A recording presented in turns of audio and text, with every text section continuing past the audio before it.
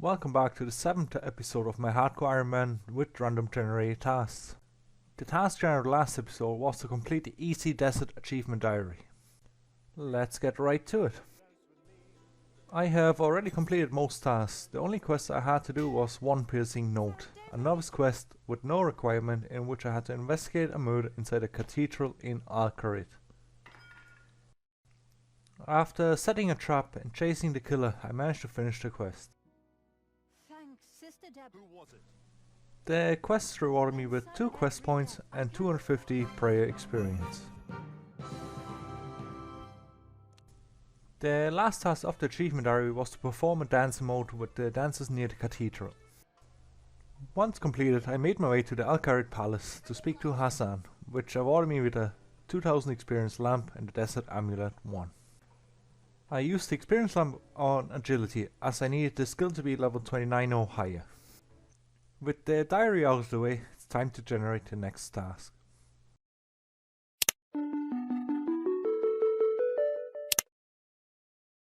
And the next task is to obtain the Totem of Treasure base, which is obtained by pulling up 20 ancient Zygomites on Anachronia.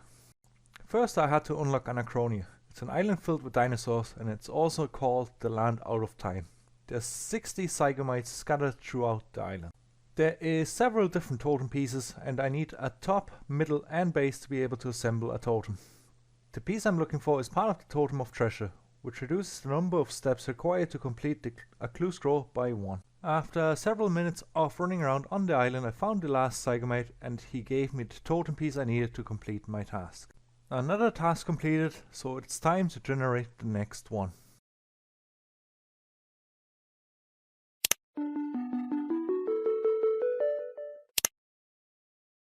And the next task is to obtain a unique from cockatrice. Cockatrice have 2 unique drops I can obtain. Light Mystic Boots, which is a 1 in 512 drops, or the cockatrice head. I was lucky and I didn't take too long before I got the Mystic Light Boots.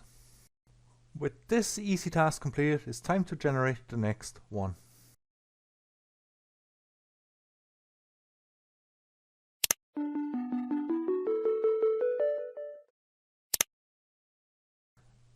And the next task is to find the Totem of Abyss space in Anachronia. Great, another quick and easy task. All I had to do is search the rubble in the southern part of the island. This totem is part of the Totem of Abyss and once assembled allows me to teleport to it. But while I was in Anachronia, I quickly picked up the totem box so I can store the pieces I get. Another easy task done, so we move right on to the next one.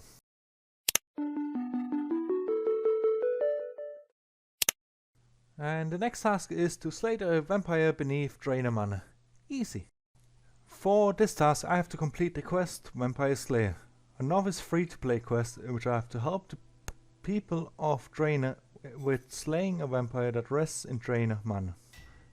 Core Drainer had only 3000 HP, so the fight was over in no time at all.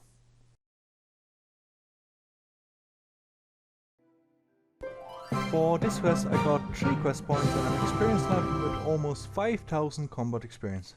I used the lamp on magic and got to 49 magic. Another easy task completed, so it's time to generate the next task.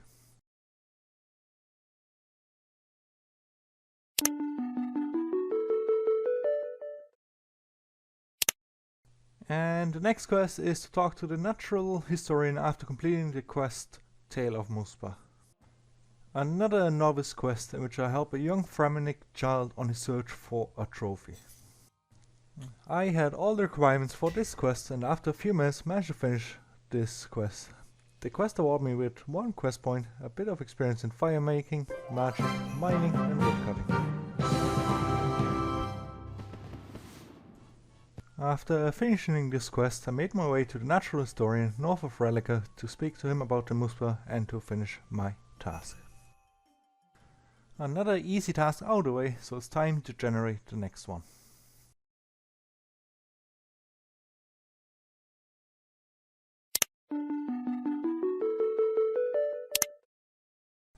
And the next task is to unlock the Tim and Crunchy bobbleheads. That means I have to complete the Gao quest. This free-to-play quest was released on RuneScape's 15th year anniversary and featured a few skills that were never released into the game.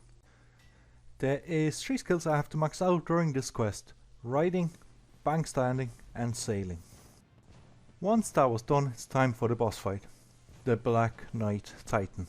The Black Knight Titan wasn't hard, but he kept on getting it back up after defeating him over and over.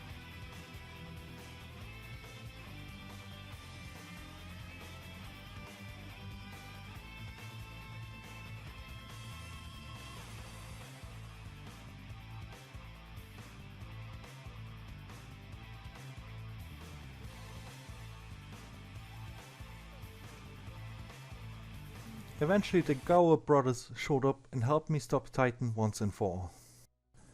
This completed the quest and I was awarded with 1 quest point and a lot of cosmetic overrides. Later on I can claim a few experience points.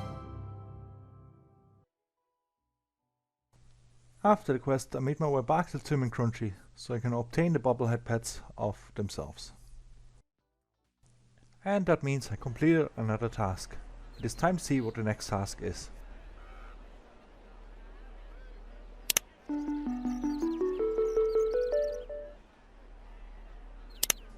And the next task is to complete the easy Morytania achievement diary. For this task I needed 26 farming to be able to plant and harvest limpwort roots. To get farming levels I started planting as many potatoes, onions and tomatoes as I could and quickly rose through the levels.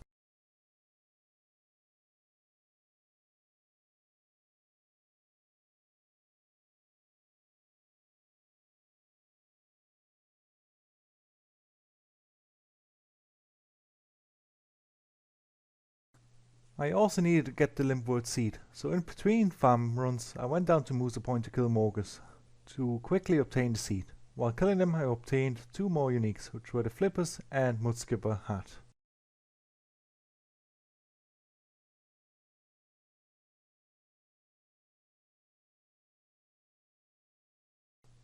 After level 20 farming it started getting slower, so I mostly AFK'd between farm runs and slowly got to level 26. There was not really a better way of obtaining better seeds, and I did not yet have access to the player owned farm.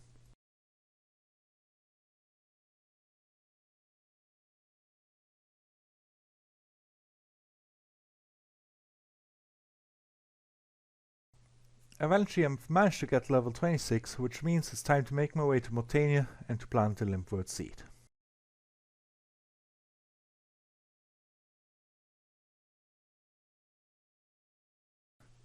At this point I was just hoping that the plant won't die, so I stood next to it and waited for it to grow.